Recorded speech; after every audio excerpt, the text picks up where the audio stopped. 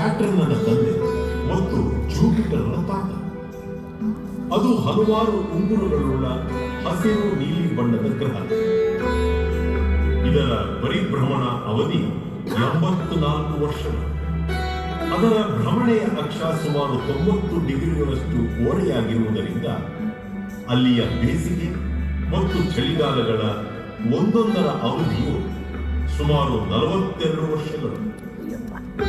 Uranus ಗ್ರಹದ ಕ್ಷೀಣ ಉಂಗುರಗಳನ್ನು 1977ರಲ್ಲಿ ಹಲವು ವಿಜ್ಞಾನಿಗಳು ಕಂಡುಹಿಡಿದರು. ಅದೇ ಸಂದರ್ಭದಲ್ಲಿ ಭಾರತೀಯ ಖಗೋಳ ಸಂಸ್ಥೆಯ ಪ್ರೊಫೆಸರ್ ಜೆ.ಸಿ. ಭಟ್ಟಾಚಾರ್ಯ ಮತ್ತು ಕೆ. ಕುಪ್ಪುಸ್ವಾಮಿಯವರು ಸಹ ಸ್ವತಂತ್ರವಾಗಿ ತಮಿಳುನಾಡಿನ ಕಾವಲೂರು ವೀಕ್ಷಣಾಲಯದಿಂದ ಈ ಉಂಗುರಗಳನ್ನು ಕಂಡುಹಿಡಿದಿದ್ದರು.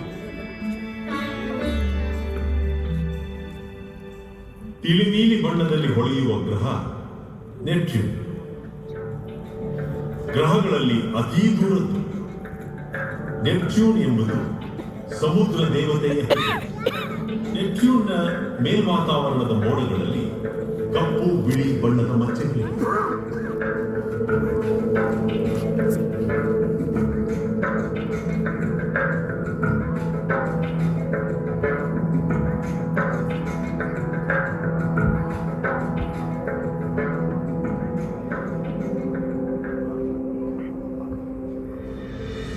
ನಮಗೆ ಆಗಾಗ ಕೆಲವು ಅಪರೂಪದ ಅತಿಥಿಗಳು